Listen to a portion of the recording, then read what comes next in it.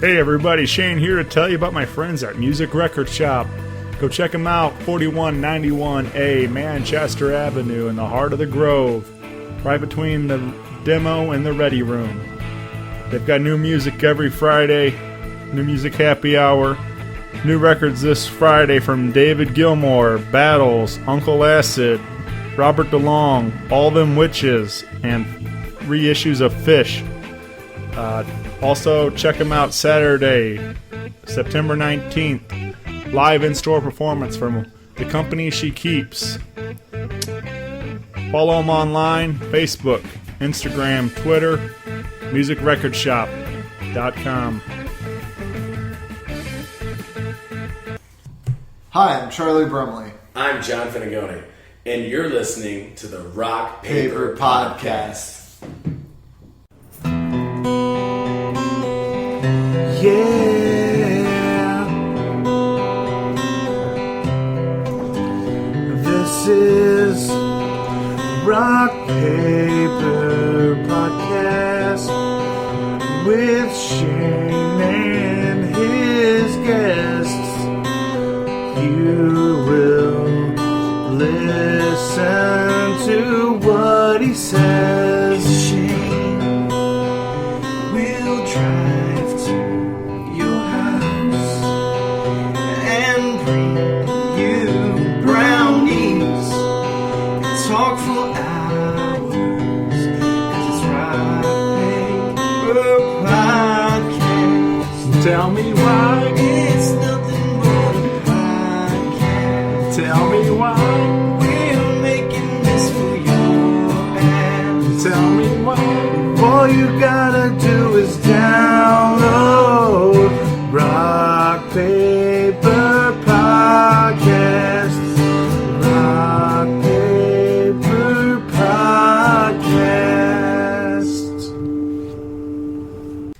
Hey, what's going on, everybody? Shane Presley here, Rock Paper Podcast, episode 116.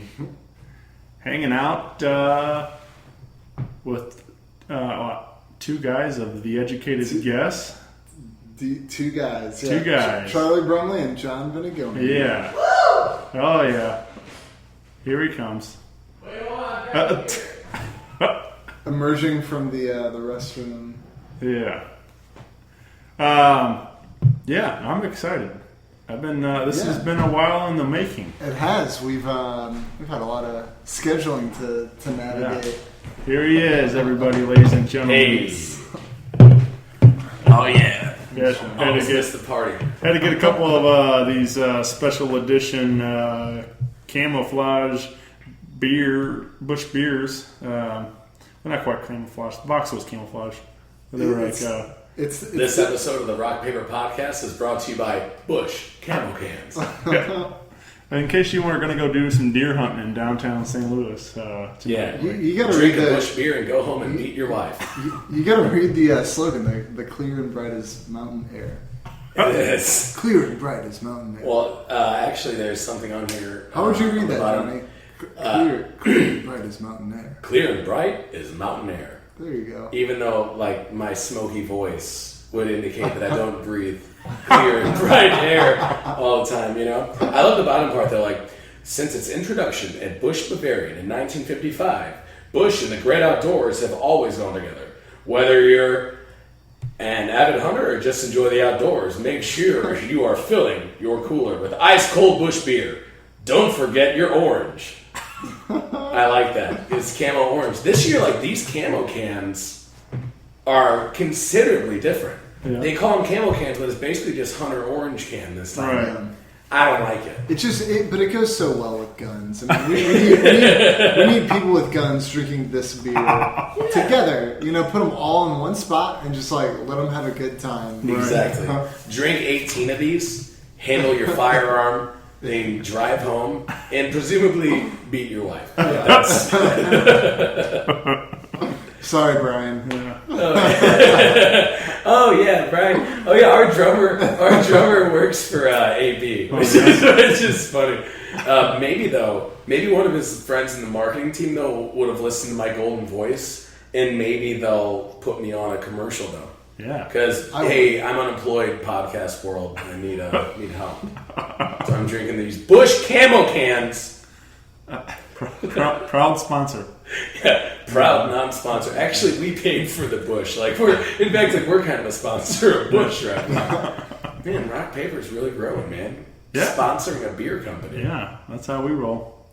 I did like it. Literally was 45 seconds, and I derailed everything. Didn't I? Hey, it happens, man. We're gonna edit it so it starts right now. No, that was gold. Hey everybody, I'm Charlie Brumley. This is my buddy John Venegoni. We're an educated guest. Just let's talking talk about some music, Busch I beer. guess. Should we talk about music or? Oh yeah, we can. We doing music? Yeah, we're in a band. Yeah. The Educated Guest LLC. So let's tell the story from the beginning. So in 1987, I was born. I was born in 88. Next year. Okay. So in 88, I would have been like 1 year old. Yeah. You're about 9 months older than me. Yeah, I think so. So we started like I couldn't even, fully control my neck movement and stuff like that yet. I was years away from walking. I didn't have any like finger capacity for like piano, like no facility or anything. Even the artwork I drew, looked like some little kid made it. It was terrible. Right. Hey, is this the first podcast where there's a dog barking in the background? That's funny. As soon as we started, a fucking dog comes outside. He's like, "Hey, I want to be on the podcast too! Rough, rough, rough!" He had a rough day, Prick dog. Yeah. Keep it down. Yeah. Get a job, dog. In fact, if you find one, tell me where you got one, because I'm still looking. You derailed that again. We got to start right now. Now, right. Hi, I'm Charlie Brumley. This is my buddy John Venegoni. Hi, John Venegoni. And hosting us is Shane Presley. Joining us tonight. Yes. I just suddenly hijacked the podcast for myself. This podcast is sponsoring Busch Beer. Yeah. The only podcast with a Busch. That's pretty good. Yeah. With a Busch. That's good. I like this. Yeah, so around 1991, we recorded our first album. I would have been 2.5. Yeah, I would have been 3 and some change. Three and some change. 3 1/4. Wow, yeah. And, Mark Rubin from Def Jam was working with us. And he was like, I've been working with these Beastie Boys, and they're about to give me their 4th or 5th full-length He kept album. throwing this crazy idea at us about a sandwich. It was like the something sandwich. Well, we put pastrami on rye And it with was sauerkraut and Thousand Island dressing and Swiss cheese. It's like what do you want to call it? I don't know. It was weird. And I remember that we were in the studio one day, and I was like, "Fuck it, Mark, just call it the Reuben. This is a Reuben sandwich." Yeah. I remember that. Yeah, you were there too, Yeah. Shane. Yeah, it's not like we just met 2 years ago. Right. We forgot that we had met each other in '91 in the Def Jam studios in Brooklyn. Yeah. Sure. It's the best thing Mark Rubin has ever given the world. Exactly, the sandwich. And Seinfeld based that entire cafe scene that they do around his sandwich. It's true. So that was 91, right? That was 91. By 94, we all had a crazy coke and heroin addiction. That would have been 94. I said, yeah, so I would have been 6 by then. Mm-hmm. Man, times went fast. They moved quick, yeah. And Charlie kind of had his Bible-y phase between 97 and 99. And yeah, I got out of that. Yeah, but then I was like, dude, we need to get the band back together. Yeah, and we cleaned up. We did. Well, we cleaned up by starting to do drugs again, and then the music just came out. I meant we literally took some showers and then yeah, it had been years. Snorted some lines and then we were good to go. Snorted some lines, wrote some lines. Good times. Man, we really derailed.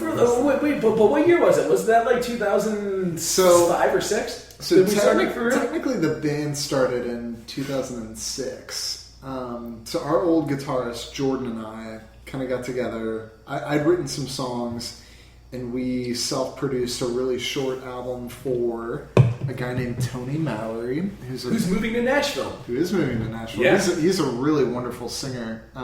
Good guy too. He's a really good guy. I love him. So we cut a really short record. It was kind of gospel-ish soul-ish. I don't know. Well, It's just a Mike lot always of played some soul gospel. yeah. Basically, it's me trying to imitate Brian Wilson like a little bit, but it's mostly just like piano and voice. And a year later, so this would have been 2007, we decided to. Well, I had a new record for him, but we decided to like do them both at the same time, like re-record the original album and then do a new one and do a double album. And that's when we added bass and drums. And Johnny made me promise him as senior year of high school, if you ever start a band, I'm your bass player. Yep. I needed practice. I didn't have anybody to play with, and I always wanted to play in a band. I started when I was like 15, and I was terrible. I still am terrible. It's like, you know. I told you after Uncle Bill's, we went to get Uncle Bill's out in West County. I remember those. And I was like, dude, Charlie, I don't know where you're going, man, but I want you to bring me with you, because I listened to Daunted Soul, and I remember thinking, I was like 17 years old, and I was like, man, for like an 17 or 18-year-old, like this kid like knows his songwriting, and I don't know anything about that, but I want to be a part of it. And then do you remember why I was thinking Uncle Bill's? Do you remember why? Yeah, it was fuck ass. No. That's a different story. Yeah, that is. We'll have to. Okay, guys, like that's gonna be a different story in a few minutes. No, you ran for Mr. Mustang. Oh my God, our first yes. And I didn't run. I was I was nominated. You were nominated, and I was robbed. And you were very robbed. Yeah. And I felt so bad. And I remember telling you, I was like, dude, I'm gonna take you. I'm gonna buy you dinner. And we went and we got Uncle Bill's. Yeah. And that was the beginning of that kindled a very long standing. Our band romance. came together over pancakes. I just like, this is kind of fun. I'm glad that I asked myself this question, because I hadn't thought about it in a while. But yeah, like so.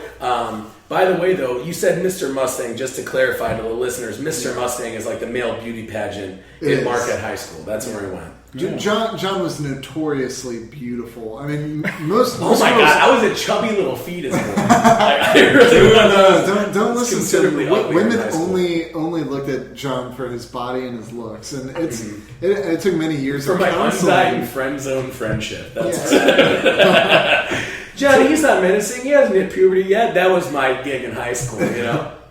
It took many years of counseling for John to realize that there's something on the inside, too, that is also beautiful. Not just his body, not just his looks. This whole thing. And now, and now he's a complete person and plays bass in the band. So. Nice. I wanted to play so long, and I remember even asking him, like, Charlie and I took a music theory class together. Yeah, that's where we really school. started to hang out. Yeah, and I just remember I was like, well, because I asked you about playing music and recording, and I was so curious. I was like, well, I mean, like, how's it work? I hadn't recorded yet, but I was definitely writing. But Jordan songs. bought that recorder that I still have in my house, that little That's MP3 CD burner recorder thing. I still have that. I can't do anything with it. I'm just gonna. It's like an artifact in my past. It's hilarious. But I remember just being like, "Hey, can I be in your band? Can I be in your band?" And you're like, "I don't have a band. Leave me alone." And I was like, "Yeah, you do." You will. Yeah. Yeah, that worked out well. So 2007, we added bass, we added drums, and essentially became a band. And we rehearsed real quickly. I mean, we learned songs and recorded them in under 3 months. Yeah. Which is kind of crazy to think about now. For young kids, too. I mean, but the thing is, we're good at rehearsing. All of us had, you had piano lessons up to that point and stuff like that. Yeah. And, like, did you sing in church choirs and stuff, or was it just piano? I wasn't going to sing on that album. That was for Tony. Tony was going to sing Beautiful Strangers, and we had so many conflicts with scheduling that I was like, F it, I'm just going to sing it. You can say fuck on this. The FCC doesn't. So I said, "Fook it." Yeah, Charlie's so innocent and sweet, isn't he? Yeah, so I kind of sang that whole album, not expecting to do so. I planned on Tony, but it didn't work out. Which was he sang fun. one side of it because we released a double. Yeah, we released a double project, our first project. So he sang the songs that he knew, which was "Daunted Soul," the first project, again re-recorded for this, and then a year later we turned around and did the same thing. We learned an album and recorded it was over a summer. in one summer, And that's the only time that we had together because we were starting college. Like I went away to Mizzou, and Brian was a year younger, so he still had his senior year of high school. He was at Purdue. He was at you went up to Indiana, and then Charlie, you were about to start over at Linden. I was here, and then Jordan was in Oklahoma. Yeah, so we were like an asterisk on the map. Yeah, we literally had 3 states covered as far as where the band was located. Yeah. We've always been like Charlie is a slave driver in rehearsal. No, which is a good thing. Like that's not a bad thing at all. Like we run very efficient I think rehearsals. Organized is just the better word. No, like he like quite literally like whips us and stuff like that. But it's a magic last sentence. Yeah, I meant that metaphorically, but seriously. Help me, Shane. Help me. Did you see me blinking the Morse code of help me to you? I saw that. Yeah.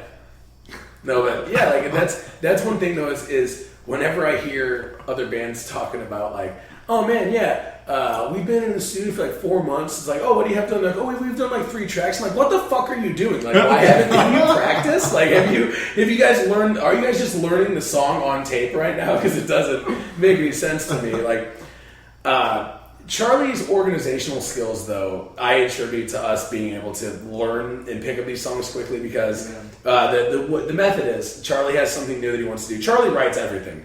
I'm simply and Charlie a lot of times too has an idea of what part I'm going to play on bass, and then I'll embellish or I'll collaborate. Yeah. Sometimes, like me and Brian, like being the rhythm section, we will have like a different idea because we're like, well, what if it's like this? Right. And it takes us both voting to trump Charlie. But then sometimes Charlie has to stick strong. He's like, no, I've already orchestrated for string. Like, this is the texture that it's going to be. It's an interesting dialogue that I think I've learned a lot from doing the last album, which was our self-titled, and then working on the new album, is that whole process of communication. Because I come to the band with like really densely orchestrated songs that I like can't like show them. I can't like play them all the different parts or whatever.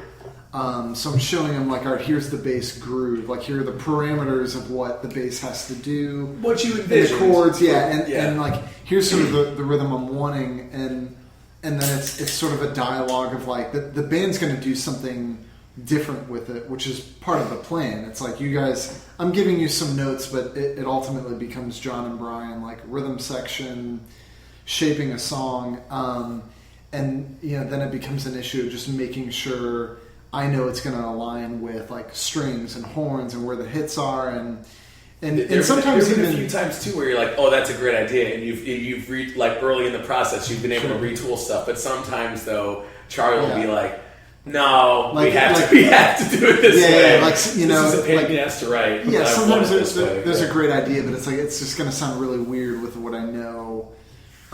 Just we have to stick with. So it's been good. It's this thrill though playing this music. Like, sorry to interrupt you, Charlie. I know you write it all, but the thing is, I got to tell you from a person that's a civilian just playing the music. I'm not the fearless leader here. Thank God, because it would be the most disorganized fucking ever if I was. But it's a thrill though, because sometimes there's a couple times that I've doubted. I'm like, why are we playing like this? Sounds like this is kind of boring right now. And Charles like, no, trust me. And he leads me through the woods blindfolded. And then, sure as shit, when we finally have that rehearsal, I bring out the whip. Yeah, exactly. Well, that's for after the rehearsal. But then we finally have that rehearsal when we invite the horns or the backup vocalists and the honeys. Then I'll be like, oh, I get it now. It's this wonderful, light bulb moment, because I'm like, oh, that's why I got to play this simple part and just shut the fuck up.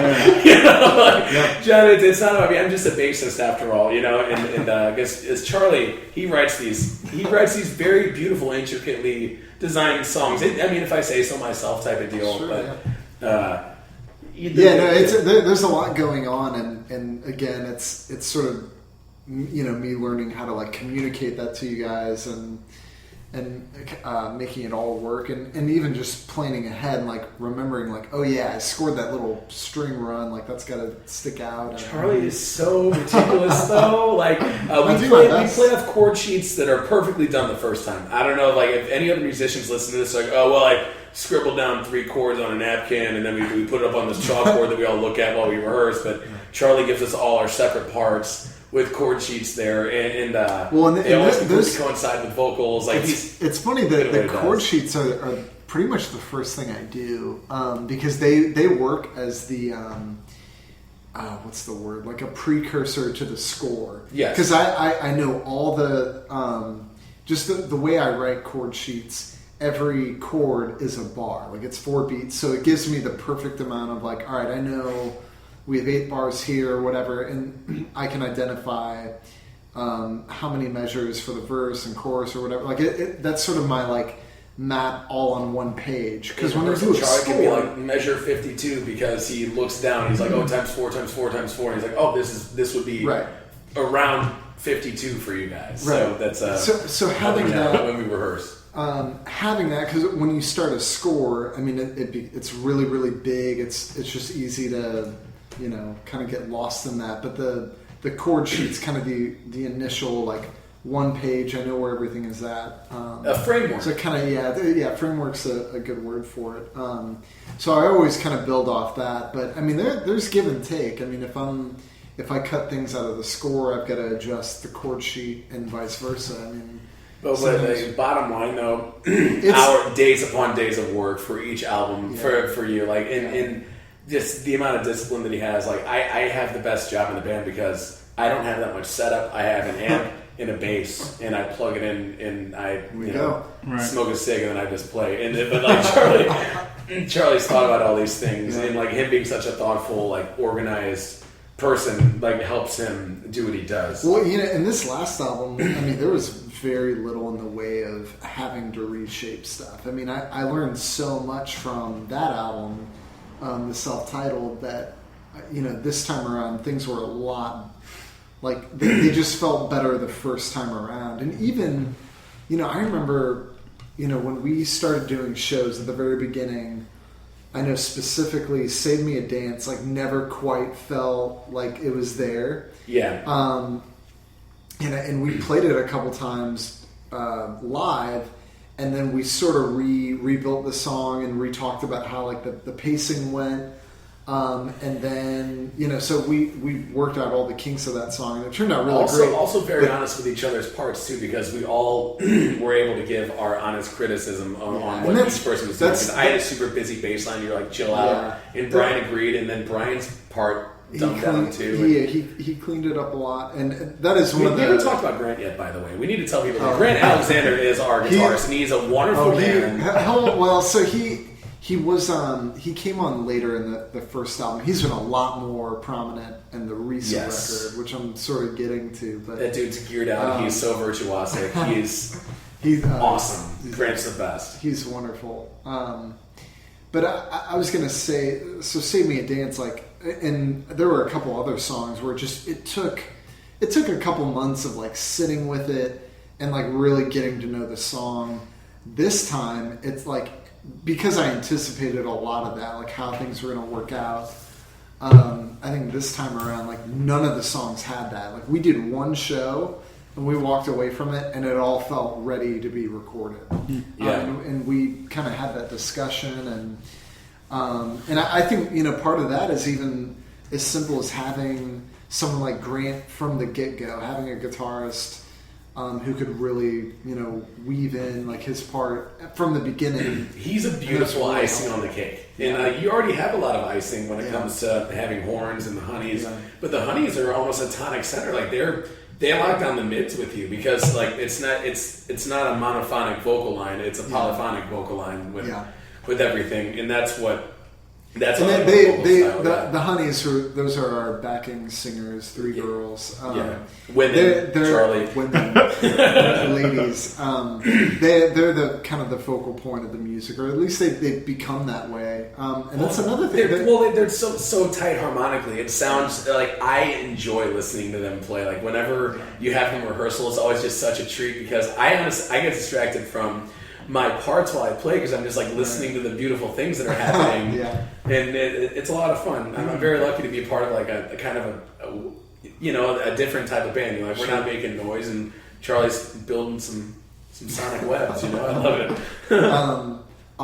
Originally, the album wasn't scored for female voices, and that was probably the biggest like textural shift that we made about a year in. So we started that project in 2012, and we had a male quartet, and then me singing. So it was like a very dark, dirgy almost too. Like it's so well, it was a very like mid-dark sound, and especially with my voice already being like a baritone texture. So it just got way too muddy, and really it was kind of a practical issue. Like I had a really hard time like keeping dudes who could sing, that were good enough to sing, that had the time for it and everything. But I knew a couple girls that, you know, probably did have the time, so I rescored everything for female voices, and like just out of necessity, out of, you know, knowing that I could get those people to do it. And sonically, it was the best decision ever. I mean, it sounded so much better, so much brighter. Like I think they enrich my voice a lot more. They do, because they add a high end to your voice, because you do have he has like a mid lower voice, which on average. But I sing in like a baritone range. Yes, I go really really high. But it's not typical to be a lead voice of a rock and roll or you know Motown band like having that voice. I mean Motown, you always heard like, yeah, baby. You know, it's all guys doing the falsetto the whole time. And then Charlie can still sing a lot better. He can still do a falsetto, but he doesn't believe in it. He doesn't believe himself when he sings it. So he does his chest voice. I've had to. Yeah. But no, you nailed it. I remember there was the best part from the last album from Educated Guess. I didn't do it for probably a year or two. You did it. Steve Carosello first did that. Yeah. And then he inspired you with it because like you practiced it. And I remember one time you busted out rehearsal. I was like, Chucky, finally, you're doing it. It's an A natural for all you vocal people out there. It's an A natural. Again, I'm a baritone. It's a very high note. But yeah, I falsetto the shit out of it. Yeah. This is my curse word. I mean, that's not what the tone is. Charlie, you have a piano around here. We can find it. Tonight. Is that it? I don't know. Who gives a shit? Exactly. That's one thing I was going to get to, though, too, is Jordan was our original guitarist for the first, you could consider it 3 projects, but I mean, I'm saying like first 2 full projects. And Jordan has been a close friend of us, like through, middle and high school type. Well, middle for you. Yeah, I've known him a long time. I got to know him finally like junior year of high school. And because he was a guy that was always around my group of friends, but we weren't like directly friends until we started playing music together. And Jordan was he was kind of like a part writing buddy with you. Like you guys used to sit down and kind of like hash stuff out together and really test things out. So this was before the arrangements got big quick, but they were never quite as ornate as they are now. Mm-hmm. But Jordan was sort of my go-to as far as like, instead of having a string orchestra and brass, I had guitar. Like I wrote all these guitar parts. And so we'd sit down and I'd basically work through songs with him first and outline, like do all the arrangements as far as what the guitar was going to do melodically and like any of the gaps where it's like, I don't know how to play guitar. So Jordan, like come up with whatever needs to come here. But he had played punk music before he ever played our music too. It's really fascinating how that all sort of worked out because he really is an excellent musician. Band. What were they? Flight 801. Flight 801. Yes, I remember they used to always play like the high school talent shows and stuff like that. Oh yeah, but it's different though. Like seeing because like Jordan for you, like he was your first string parts. And he was also a very close friend. You guys like had a personal and professional relationship, but then the transition has been different. Yeah, and a lot of that relationship of writing guitar parts and even just like bringing songs to him that, I mean, not having a lot of confidence as a writer to be able to like work with someone and him say like, yeah, that sounds really cool.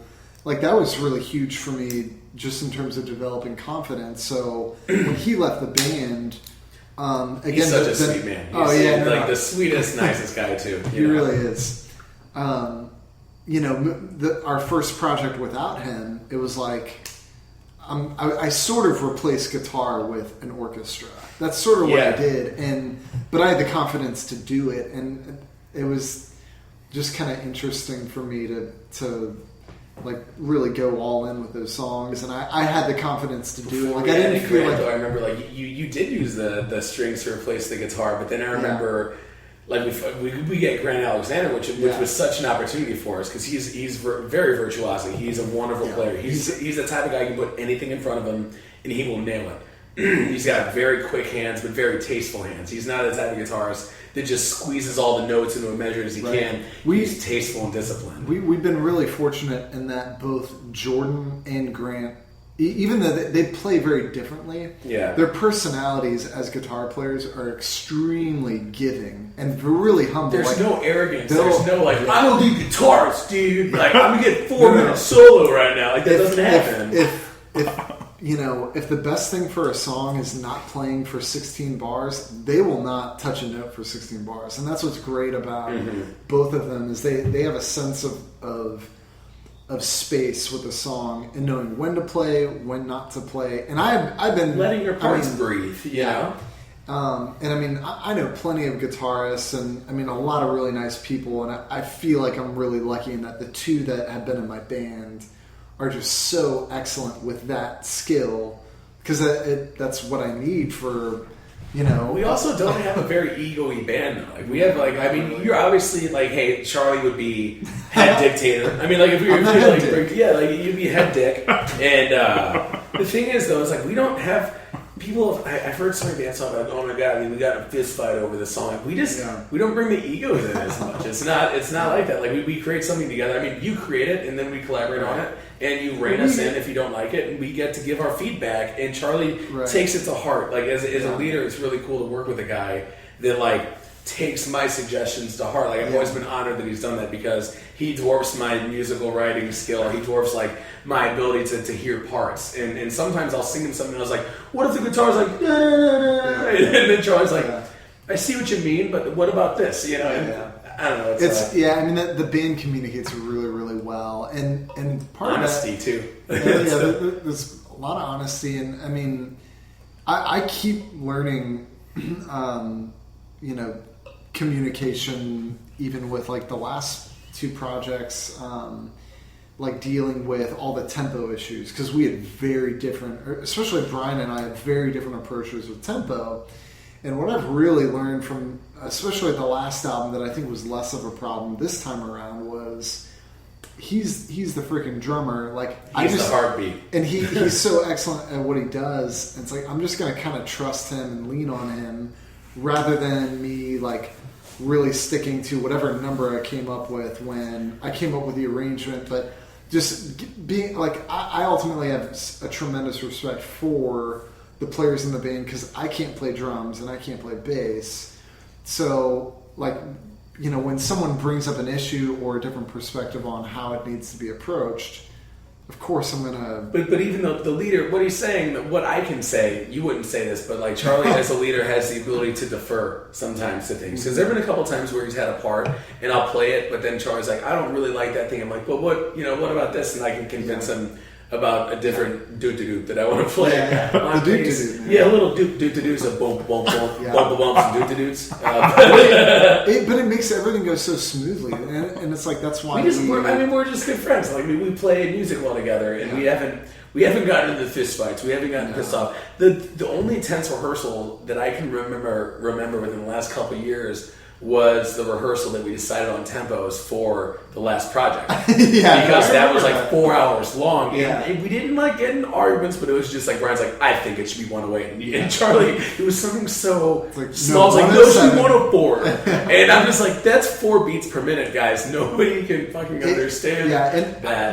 A lot of that was, I mean, we had done those songs for 3 years. We played them a long time. Or no, not and all this though, because we played it for such a long time though, we all had a different idea in our minds and in our hearts about how fast it was. Because when you rehearse it or you play it live you get those nerves and you play it quicker. It was just we had sat with them kind of for too long. I mean, it worked out. Like, I'm glad we did take our time with financing it, issues and stuff like that. But at the end of the day, I mean, we got, it was the last thing we did, just like nailing down these numbers. And I mean, it was really, we needed to do it, and it worked out well. But it was the most mild argument. It'd be like the way that you envision two Canadians arguing, like, I think you should do this, like, I think you shouldn't. Sorry, and then like that was it. Because that's what Canadians do. It was very, it was focusing a lot more on all the just the minor nuances of stuff. This time around, it's like, again, I'm this trusting is a lot more Brian accessible project, though. I think it's a little more accessible even than It the last is, one. but I think it was like, all right, Brian really liked 114. I thought 112. Like, let's do 114. Let's just roll with it. Yeah. And then sometimes it was 116 to 112, and you're like, all right, 113. And like then you guys compromise. Like I saw that happen. Everything's worked out really well. I think everybody sounds really good at the tempos we picked. That's about as bad as it gets. One thing I want to bring up about the new project, though, is how Grant has become a way bigger part of the sound. Because I want to call it Saint Monday, because that's what you're like.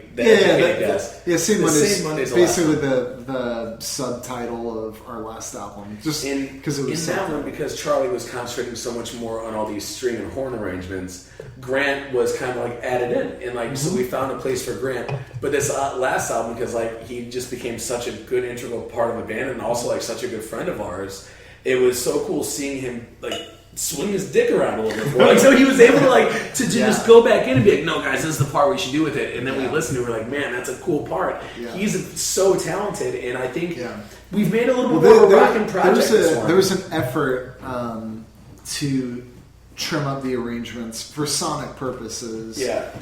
Because it got so dense and so thick. It needed to it needed to be more economical for clarity's sake, and as a result, it enabled the band to have a lot more prominence in our space in a song. So there's a really deliberate effort made to kind of start with the band a little bit more and like build really strong rhythm tracks. I mean, after all, we have played with you for almost 10 years, so I think I deserve a little recording time there. Letting Johnny shine, you know. I actually I think the rhythm the most section, fun playing bass on this last album. I mean, you can say that every single album, like, oh, this is our best one, but I can see that there's been like a genuine growth with Charlie and his songwriting and his ability to evolve the way that he writes songs to whatever ensemble we have, like the most for this project. And I had so much more fun playing this. Like, I got to play some funky lines with this next album that's going to be coming out April 2016. That's true. But I can't wait to release it in April 2016. April 2016. What's this next one called? I forget. Another Educated Guess. It's called Another Educated Guess. April 2016. Everybody, John just heard for the first time the title of the I know. I just played on it and I forgot it. I'm the worst person ever. I got a really, really good story for you. So for the album our last album that we did prior to, we'll call it Phase 2, was called West Skyline Drive. Some of you may have heard it. Some of you may not have. That's okay. Who gives a So shit? there was a friend of mine did an interview with some of the players who played, some of the string players on that project. And I'm so terrible at like explaining the big picture to people, because it's like, oh, your viola, like you just need to know this about the song, or you know, your bass, you need to know this about the song. Why though? I sometimes like forget about like, oh, you don't even know what it's called or anything like that. But there was an interview with, I think it was the violist of that project, and the interviewer. Was that Ted? It was Jorgen. No. It was Jake Wandel. Okay, cool. So the interviewer was Jorgen, and he asked him a question about the feel of West Skyline Drive. And Jake, who knows that I lived on a street called West Skyline Drive, like kind of looked at him perplexed and began to describe the neighborhood. He had no idea that the album was He's like, it's a nice middle class neighborhood. Yeah. It's extremely white. Exactly. It's in Baldwin. It's like not quite affluent, but it's comfortable. Yeah, exactly. Happy. They're happy there. And so the interviewer had to be like, okay, so what do you think about the feel of the album? Yeah. He had to basically ask him the same question. He's like, again. oh, it's called West Skyline Drive. Oh, that's what I played for the last 6 months? Oh, okay. So anyway, I don't think I've told many people Another Educated Guess, but... So, Another Educated Guess, April 2016. April 2016. So we just played a bunch of the new stuff at Off Broadway a couple weeks ago. Yeah. And What day was it? It was like August 26th? Or what? 21st. 21st, yeah. We're probably going to do another show in January. I haven't booked a date, but we'll do another show in January and play all the new stuff. We'll play the stuff from our just released record, and we may even do an old song. Oh, snap. Spoiler alert. So I think you're supposed to say spoiler alert before you say. Oh, shit. Yeah. Crap. That'd be great, like a person like goes off the road, they're like, oh, sorry, road work. Oh, we forgot. It was road work. Whoops. Yeah. Yeah, I really dig this album, guys. I was actually listening to it on the way down Thanks, buddy. to get me in the mood, you know. Yeah. Do you have anything that you like in particular from it? Yeah, like Don't put him on the spot. No. Because when he said he was listening, I mean, The track 5 was... I'm always curious though, because everybody that I ask always has a different thing that they take from it, and that's why I'm always curious. Yeah. I've heard. I think one of probably the biggest indicator to me of success is that I've had so many people tell me different favorite songs. Like I've had people tell me like different. Saint Monday's my favorite, or The Best Part's my favorite, or Maybe is my favorite. It's like that's as good as you can get as a songwriter. That like there's sort of this equal distribution of It's not just like the one hit and then everything else is bullshit. So what do you like though, Shane? On the spot. You don't have to answer. I do like Saint Monday a lot. I like Morning to Come. You kind of like little kind of poppy. Yeah, those stand out to me. Yeah. Nice. Johnny, what's your favorite to play? My favorite to play off the last project. Probably When I've Cried. Oh, okay. Yeah, I was gonna guess that or Saint Monday because my part, it took a long time for me to get that song because I missed the chorus every single time for the first 6 months that we had played it. It was. Oh, I know. I helped it's a little mix chordier. the record. Oh yeah, and the thing is that part I feel like I as a bassist I was able to embellish the most. And kind of shine a little bit. I did feel little riffy things that I'm still really proud of when I play. I don't know. So it'd be When I've Cried, because When I've Cried too, you actually kind of set me loose. You didn't really have much of a concept with bass, and you just kind of let me. You're some 50, and then and then I was able to ring. And well, then I remember it was real busy, and I was like, dude, cut it in half. And then Yeah. you cut it in half. I was like, oh, big space, and it just felt so much. because then Brian was doing little tinglies, like the Isaac Hayes type of feel on the hi-hat. Tinglies is a technical term It for is. 16th notes on the hi-hat.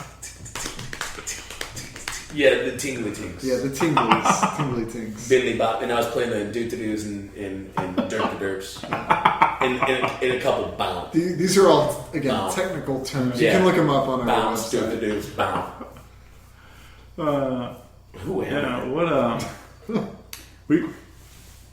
we had John was on the show around April or something when the record was going to come out. Mm-hmm. I forget which I did play When I've Cried just because I love.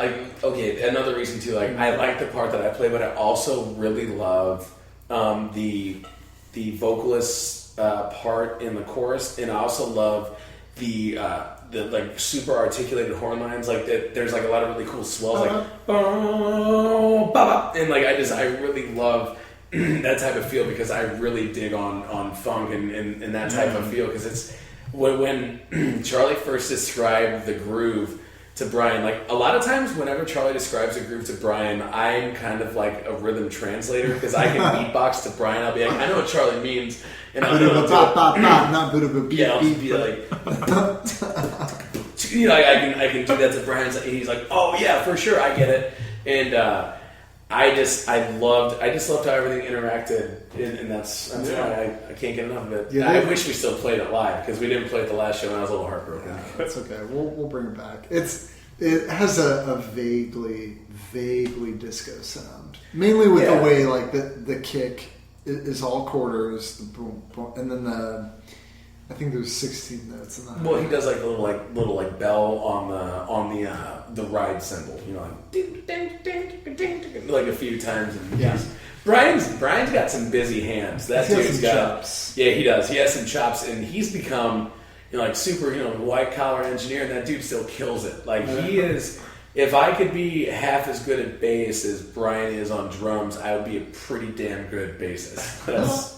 I'm super proud. Like every single time, I've never once been like, man, that drummer's better than Brian. Like when I've seen the local act, like Brian, I kind of wish he had a little more acclaim because I think that dude deserves a little bit of credit for what he can do. He's awesome. He's very one of the smartest people that I know. Also, oh, absolutely. His playing is very idiosyncratic. Grant, Charlie, Grant, and Brian are some of the smartest people I know, and like I'm obviously one of the fucking stupidest people that I know, and I'm surrounded by these people. Like the mean IQ for the band without me is super high, but like I kind of balances back out to be like normal people with my IQ.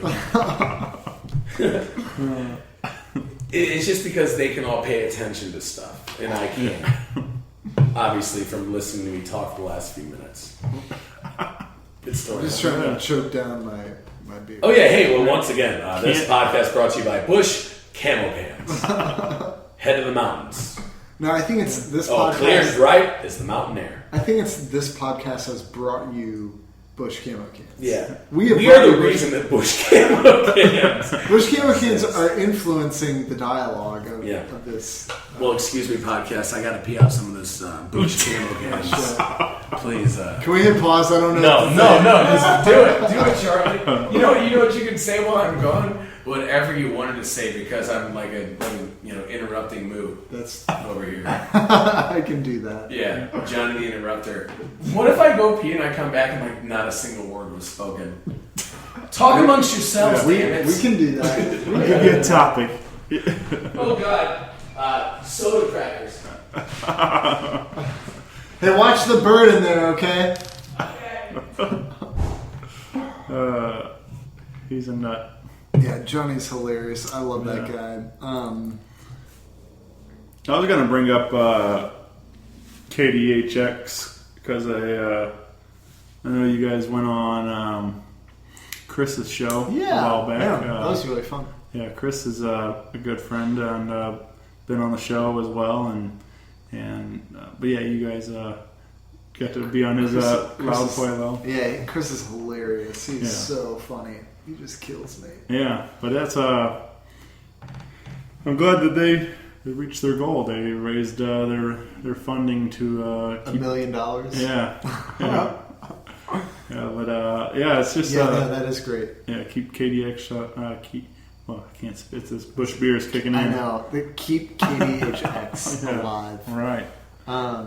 Yeah, I mean they've always been really, really supportive of the educated guests, and I feel like at this last record in particular, they played them a ton. Several different DJs have played tracks from it, and a lot of different tracks from it, which has been really very flattering, of course, and it means a lot to have a radio station kind of. Shout out to KDHX, yes. Putting their money where their mouth is, like they're supporting local music, and they've always been really good to us. And all the guys I know from there have been just really nice and pretty genuine people. So I've gotten the opportunity to work with them for a couple things. Like they used to do this fundraising event called the Art Attack, where like you like local artists donated artwork, but they also had like ringer pieces that they bought from like thrift stores, and so people would would bid on the artwork, and if it didn't reach a certain level, then a person would literally destroy the piece of art on stage. And I got the opportunity of a lifetime. I got to dress up as evil Bob Ross, and I got to destroy paintings on stage. It quite literally was a dream come true. Like, have you ever envisioned, like, I want to go to the art museum and rip one of these fucking paintings off the wall and just destroy it? Like, I got to destroy something beautiful that somebody put their heart and soul into, and it was just so viscerally satisfying.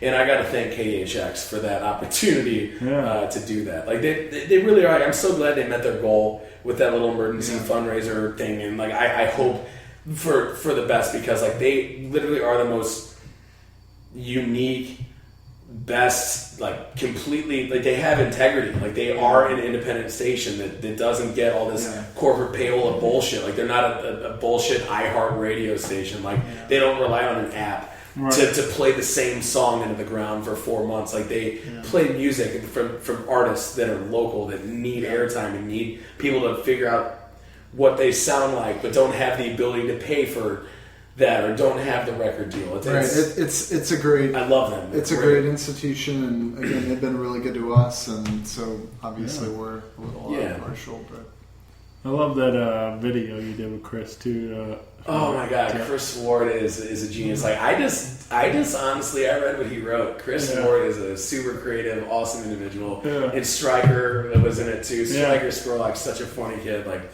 I feel like I'm the youngest of three boys, but I've never had a little brother. I feel like Stryker's like a little brother of sorts, even though he probably wouldn't think that by any means. Sorry, Stryker, but I just want to, give you a noogie. What's his last name? Spurlock. Stryker I Spurlock. think he friended me on Facebook. Quite literally the coolest name ever. Stryker Spurlock. This is bullshit. Is this his spam account? I'm like, no, that's his real name, Stryker Spurlock. Johnny, that many a times, if someone friends me on Facebook, I don't know who they are. Mutual friends, Johnny. All right, they're in. They're good. Oh my God, I'm like your door guy for Facebook. Yeah, that's cool. He's cool. He's cool, Chuck. They're my Facebook friends. That's probably how I got it, I guess. Oh yeah. Probably. It's like Shane, who Presley, like Shane, Elvis or nothing. Shane was like, hey, Charlie, my name's Shane. I was checking out your spring break pics, and I just thought that we. He's like, I didn't even know what a spring break. I'm 28 years old. I didn't. Look at this all the time. All the time. Yeah, can I look at your dick? Like, that's what the message Charlie is saying. Speaking of looking at your dick, I already told that joke. No. Can't repeat it. So. Okay. Well, we sort of talked off mic, but do you remember what show that was where we met at the Firebird? Yes, it was. Oh gosh, what is his name? Because I remember he told. All right, so hold on. So he told a joke about, like 9/11 was an inside job, and then it was like 7-Eleven was an inside. Oh, Neil Hamburger. No, that's Ben Kronberg. Oh yes, Ben Kronberg. Okay, yes, I can for it. Yeah, so it was. It's so weird. I do not like playing solo. It's not ideal for me. It's not really that. He's a fine piano player. Everybody, listen. Quit it with humility. But Kelsey McClure asked me to open up for this, and I love Kelsey. I mean, I'd mow her lawn if she asked me to, and it sounded kind of fun. So of course I can't just like do a bullshit 30 minutes. Like, I've got to do something, and I learned all these covers. It was not good. I was so nervous, but I covered "Jump" by Van Halen. Like, I learned it, I sang it. I also covered "I'll Wait" by Van Halen, which, if you've never tried to learn that song, never ever laugh at Van Halen ever again. Dude, Van Halen is shit, man. Dude, that song is so hard. There's so many chords in it. Of course, then I realized it was written by. Or it's co-written with Michael McDonald. Dude, that song is a St. Louis treasure, by the way, Michael McDonald. Absolutely. If you listen to the Rock Paper Podcast, Michael McDonald, we love you. You are a treasure. Oh, that song. Keep forgetting. that song is absolutely brilliant, and I learned that. I learned like a Springsteen medley Man, I was so nervous singing by myself because that's when I What realized. fool believes about Michael McDonald. Sorry, I'm still thinking about Michael McDonald. That's okay. Yeah, she paid him somewhere breaking the long road. Dude, I get chills when I hear his voice, like going to falsetto. A sentimental fool. Trying to recreate what is yet to be created. His voice is kind of amazing, though. It's really good. To go that low and then just. Oh, yeah. She had a place in his arms.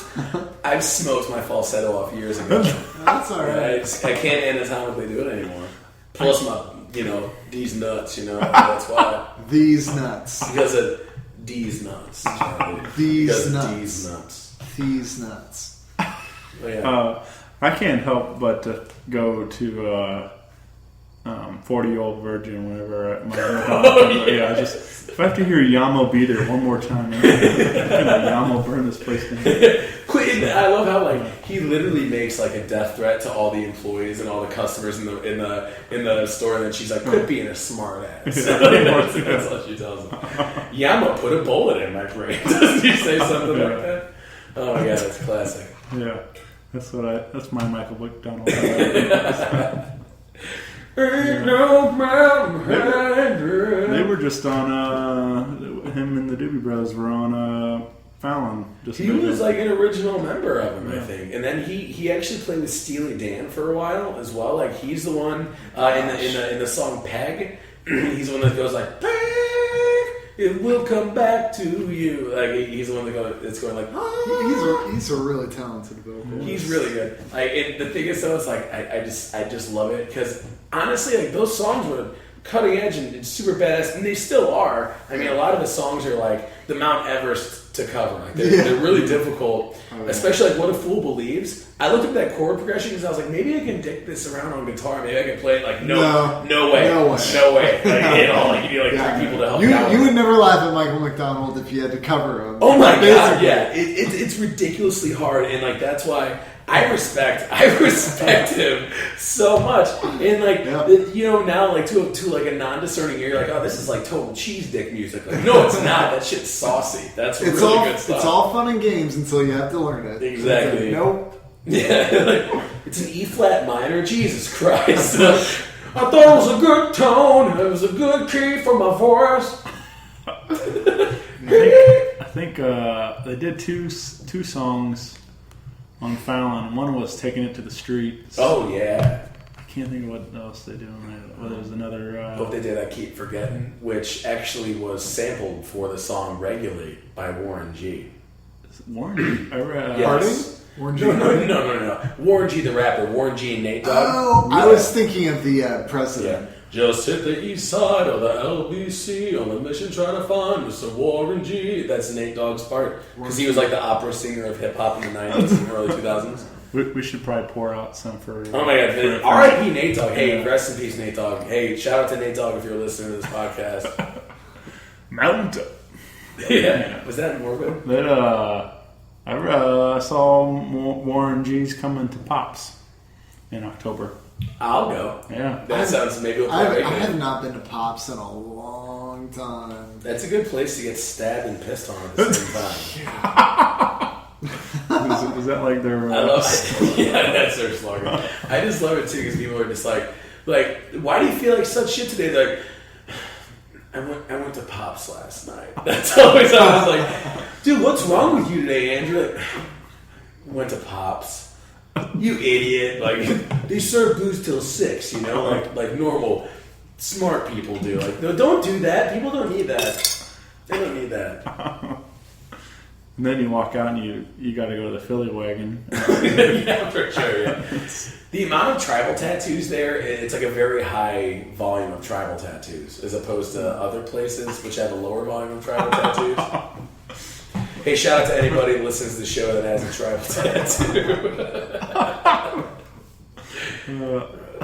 Dude, do you have any time to talk about this Thursday at all? I'm not sure if it'll if this will air in time or whatever. No, because we're cutting off the first 30 minutes. Right? Yeah, don't. No. We're gonna start right now. Yeah. Well, guys, I do. I'm Charlie Brumley. Hey, no, it's me. I'm John Venegoni. No, is this thing on? I'm joking. I am. I'm a joke. You're right. Stop it. But I run a show every Thursday night at Fitz's in the Loop. It's called Thursday Night Mike Night. We're coming up on 4 years doing it. It's St. Louis's like longest running independent open mic. Obviously, we haven't been around as long as the clubs and stuff like that, but we've had crazy longevity compared to the other local shows. And this Thursday will mark the 4th year anniversary of it, and I'm pretty excited about it. So if you guys are open Thursday, I'm not sure when this is going to get released, but if you can't make it this Thursday, which I mean, come to the next one. Come on out because And it's always happening. I can vouch for you. I've been before. Charles played piano before. I've laughed. I brought a lady there. I mean, it's a great event. He brought a teddy bear one week too. He just brought a teddy bear. Brought my teddy bear. I brought my lawyer. You know. Yeah, Teddy Foreskin is the name of his teddy bear. Teddy Foreskin. I'm just kidding. Charlie's teddy bear's name is just oddly it's just Hank. He just calls it Hank. Yeah. Hank and I go everywhere together. Yeah, he's a good boy. Yeah. Dude, so what do you guys think about? Have you guys eaten this is totally off subject. Have you guys ever eaten We're gonna cut this out. the Jack in the Box munchie meals? No. Yeah. Are they Oh good? my god, dude, you gotta get that chicken tater melt. Shout out to Jack in the Box. Chicken taters. It's so good. I looked it up online. If you eat the entire chicken tater melt munchie meal, it's 2,500 calories. So it is more than your daily allotment of allowed calories for a grown human being. Which you're probably eating after you've had a day of eating meals. Oh yeah, and also you drank 12 beers, which is already 1,200 calories. It's only available late night hours. Anyway. 9. You have to take a breathalyzer to get it. Oh yeah, They have to It is know so you're good. drunk. So it's like a fried piece Otherwise, of it's chicken. dangerous. There's cheese, and then it's covered in like gravy, it's like cheese sauce, and then it has a hash brown on it. And it's like covered in gravy. It's the best fucking sandwich ever. And then it comes with 2 tacos, and it comes with curly and regular fries. Halfsies. All for $6 after 9 p.m. at Jack in the Box. Shout out to Jack in the Box, proud sponsor of the Rock Paper Podcast. Yep, proud sponsor. It's incredible. I derailed the entire show, but I thought about the Jack in the Box munch meal, and I just had to say it to the world. Dude, food is important. We all eat it. It's so good. I love it. I've been eating a lot of pizza lately. Pizza shit, you. I've been doing. I've had Domino's. I've had Papa John's. I've had Jets. All in how In the long past time? 2 weeks. Okay, I was gonna say, like, if it was within 1 week, I'd be like, dude, how are your BMs doing? That's a lot of cheese. Because cheese bothers my tum-tum. I love it, but it's... I don't eat a lot of cheese now. Neither do I. I don't Only eat on much pizza. dairy as much as I'll have my biggest vice is ice cream. I call it vice cream. It's my biggest vice. I love me some ice cream. Yeah. You ever listen to Matt Bromger? Oh, no. I'm not familiar. Oh, he's one of my favorite comics. Oh, really? I'm sorry. I feel bad. Like, when people are like, oh, do you know this comic? And I'm like, oh, I'm sorry. Dude, I'm the same way with music. People are like, oh, you like this band? Like, I've never heard of them. I'm sorry. You don't like Jimbo and the Buttfucks? They're the best. Like, I've never heard of Jimbo and the Buttfucks. I'm sorry. I think they're playing Coachella, right? Oh, exactly. Brochella. Yeah. It's a good place to go max out your dad's credit card, Like, that's the best music festival for that, Die of a heroin overdose. Max out your dad's credit card. Put on a headband. Take a bunch of selfies. Instagram it. Get 10,000 new followers. Die. Sounds like a Sunday to me. That's like every Thursday night for me. At Fitz's in the Loop. Yeah. Thursday night night. At Fitz's. Shout out to Thursday night. Yeah. Hey, shout out to Fitz's root beer. Man, just keeping that sugar water going strong. For real. Some good shit. They got a new pumpkin spice soda available for this month. Ooh. Oh, yeah. Come get your fall on. That's not the slogan, but I want to tell them like that should be a come get your fall on. Yeah, new demographics. Get new demographics going there. I was gonna say about Bronger. Speaking about the Jack in the Box thing is he's got a whole routine about how it's like the drunk driving drive-through and how instead of having menu to order, you should just have like a. It should just be like buttons that you big padded buttons you push. And he's like, dude, I'm getting like 16 burritos, dude. Just punching the button and then he's like a big picture. I'm like, I want that. Right. And then he's like saying how how it's got to be like a padded thing so you don't like rip your arm off as you're trying to get your food and stuff. And I don't know. It's just that's exactly how I feel about that Munchies menu. Like how it's just you got to be wasted rolling through there. And, yeah. During the day, I roll by Jack in the Box. I'm like, yeah. No. And then I have a couple beers. I'm like, yes. Yeah. Where have you been all my life? And he goes on about Taco Bell, how like everything comes out of a gun, like the like the sour cream cannon and stuff, and and he's like there's quite a splatter. And I'm like, yeah, that could do speak my truth. The guac 9, he says. Does the meat come out of a gun? I don't know. It should. The meat is a gun. Yeah. Hey-o. Hey. Do I have a license for it? I don't know. Let's check it out, babe. So I read a thing saying that Nickelodeon was going to start a new channel of just all 90s shows. Awesome. Yeah. How do you guys feel about that? That's great. Get the millennial crowd to watch Nickelodeon again. Recultivate an audience that they already built. That's genius. I never had cable. I didn't have it till 7th grade. I watched it in my best friend Dan's house growing up. There were times he'd be like, let's go out and play. I'm like, no, let's watch cable. There's shit here that I want to talk about with other kids at school. We gotta watch. Let me watch Rocko's Modern Life. That's pretty much what. What about Double Dare? Oh, Double Dare? That, honestly, I didn't watch it as much. Yeah. I watched Rocko's Modern Life. I mean, I didn't get cable till 7th grade. So I watched Rocko's Modern Life. I watched Rugrats. Yeah. And in my grandparents' house, they also had it. I was talking about Rugrats just the other day. Me and my wife Stacy were driving around listening to some 90s 09, and I think I believe it was Puff Daddy and Mace Mo Money Mo Problems came on, and I was singing along, and I said, man, I haven't heard some Mace in a while. Who not?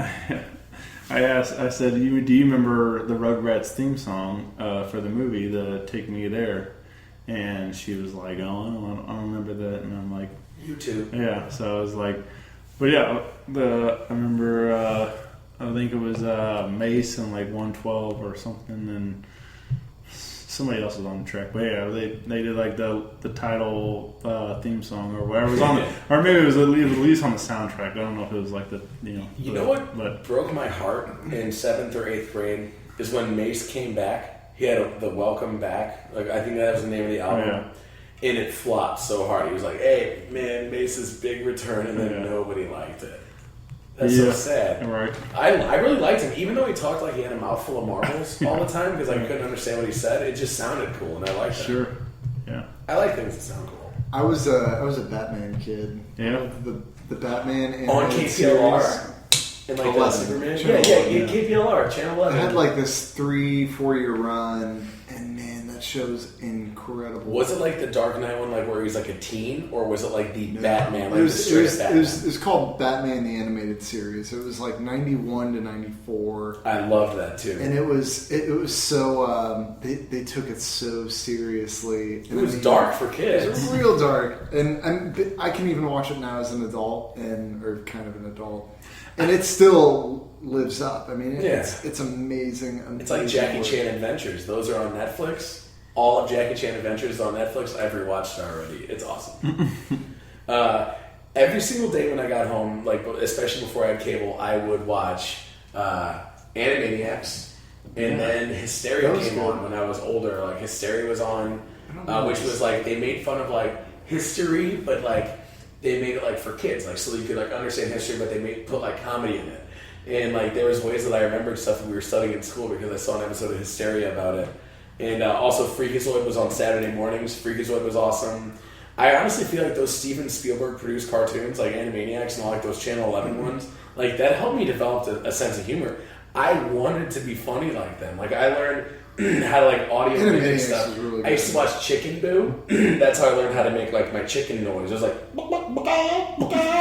that's pretty good. I learned that from Animaniacs because I used to watch that and the voices were so funny, and I would just whatever they would say, I would just repeat right away, and I would try to learn it. And like I feel like that's just instrumental in like developing my personality because I loved it so much. And then I watched Fresh Prince, and then like a whole fucking Fresh hour Prince of is Simpsons. really good. Yeah. I was a very fat, lazy kid. That's what it comes down to. Like, when did you get physical activity? I'm like, shut up! I love TV. Get off my back, Dad. You get a job. And he's like, I already have one. I'm like, I know. I'm 11. What's just the thought of that? That painful memories. Shout out to John's painful memories. Big listener to the Rock Paper Podcast. Gonna need another camo here. Yeah, exactly. I'll go on an excursion. Charlie, you ready? What's that?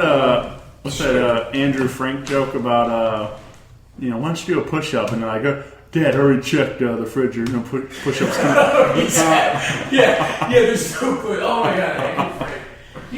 Oh my god, one of the. Into the mic, Johnny. Just one of the coolest guys ever. I love Andrew Frank. Yeah. Big shout out to Andrew Frank. Big spoilers. Johnny said, big shout out to Andy Frank. Yeah. I remember all that 90s Nickelodeon. I remember used to, where in the world is Carmen Sandiego? Little Rockapella for you. Remix about El Chapo? Oh, yeah, the El Chapo. Yeah, that's Where good. in the world is El Chapo? Yeah, Funny or Die. Shout out to Funny or Die. Oh yeah, big shout, big sport of the show. What was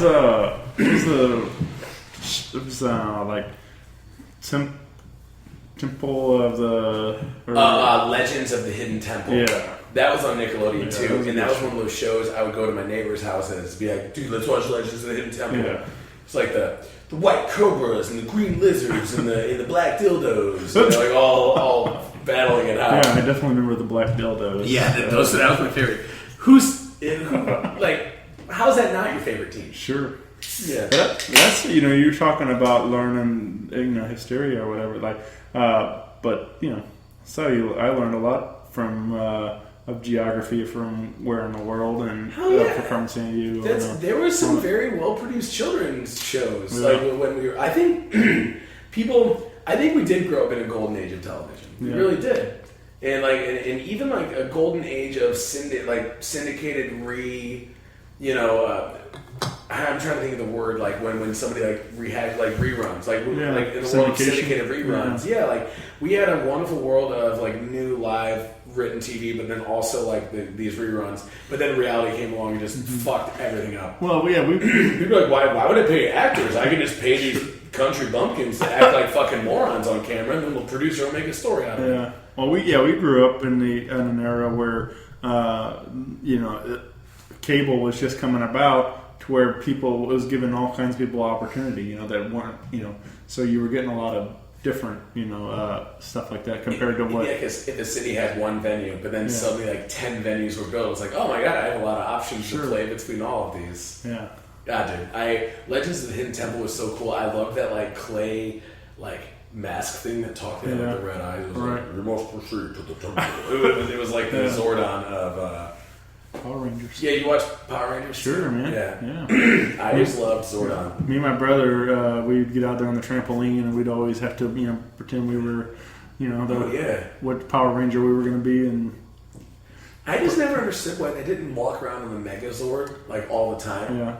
Because every single theme of every episode was oh guys, teamwork makes it happen. We can't accomplish this by ourselves. I get it, Power Rangers.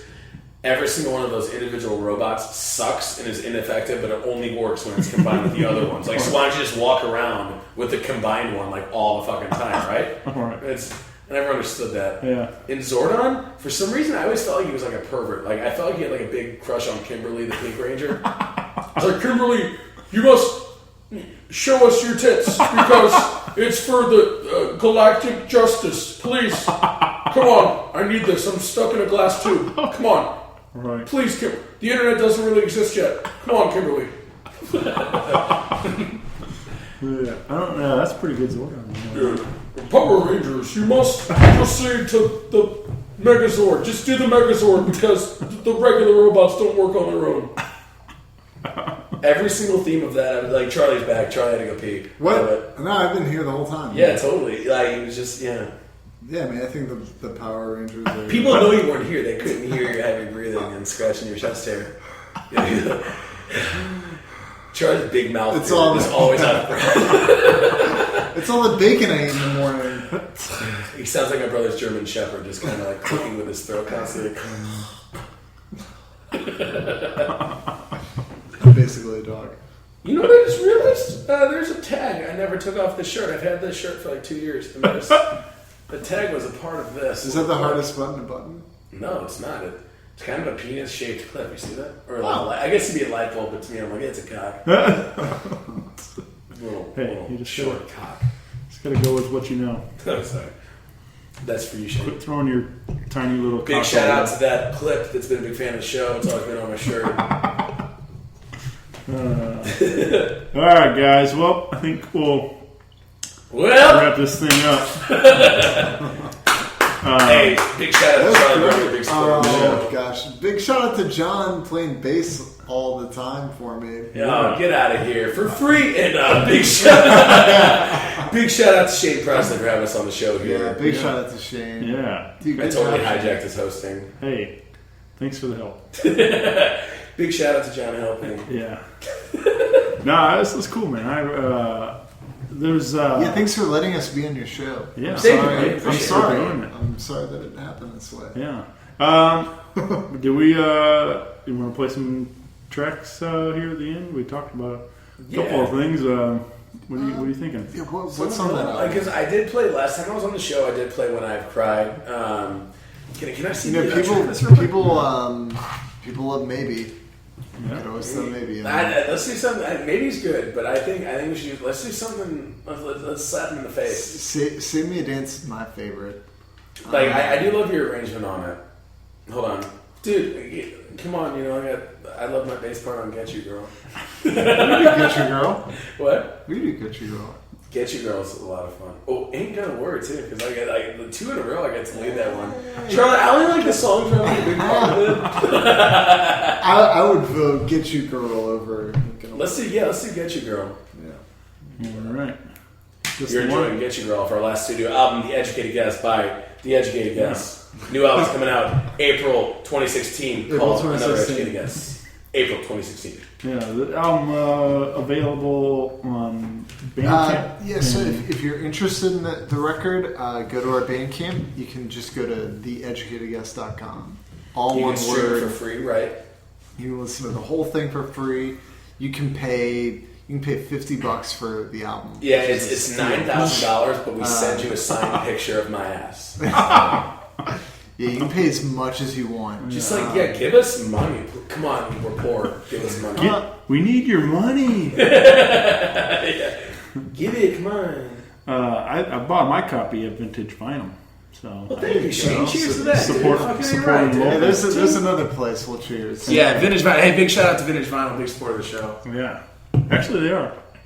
No, I know. That was like the only non-ironic big shout out, because I was like, big shout out to Donald Trump. Big support of the show. Big shout out to all Taoism. Like everybody that's a Taoist is big.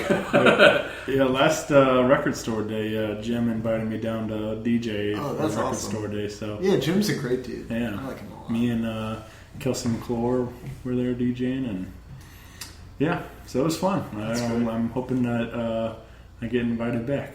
Yeah. But yeah, I'm sure you will, dude. It was cool. Like, I wish I could have actually spun records, since it's vintage vinyl. Yeah. But I, in order to, since I was invited as part of the show and cross promote everything, I made just a mix CD of some of my favorites from the first year of the show, and I played all local music for my hour. And by the way, Shane, you are such a wonderful supporter of everything local, and I've always dug that about you. That's awesome. Thank you for helping me to feel So exactly helping us promote our music, helping me promote my self serving comedy shows and stuff like that. Like it really is a useful tool. So thank you, man. Yeah, I'm glad I can help, man. And helping me with the that coke addiction. Exactly. And thanks for helping, holding Charlie's hair back when he was puking in the toilet from withdrawal. In '93. Yeah, from his crazy Dillard's catalog addiction. He had like this weird thing about the Dillard's catalog. Yeah. He's like, I gotta go take the Dillard's catalog in my room.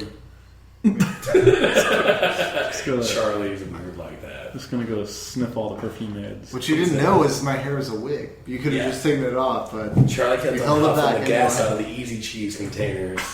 Addicted to that, my strange addiction of Easy Cheese. Oh man. Yeah. Well, thanks for having us. Yeah, thank you, Larry. Yeah, thank you. Thanks for hanging out. So this track's gonna be Get You Girl? Get You Girl. Yeah, I'm gonna get you, girl. Get us, girl. Get our girl. Follow the band on Facebook and Twitter. Yep. T Educated Guess on Twitter. Yeah. Everything else Is it T underscore? Or is it just T Educated Guess? Yeah. Get You Girl. Once again. Follow John's Thursday night. Yeah, Thursday night, Mike night. Yeah. It's just at John Venegoni or at Fitz's Balcony Bar. Yeah. And every Thursday, man, 10 p.m. Come on through. Yeah. Cool. All right. Thanks, guys. Thank you. Bye. Rock Paper Podcast. Rock Paper Podcast. Rock Paper Podcast, y'all.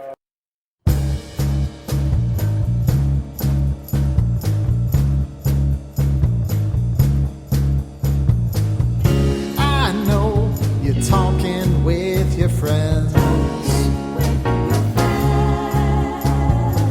about how lonely you have been. Hey girl, talk is cheap. I'm right here at your feet. So go on, keeping things the same.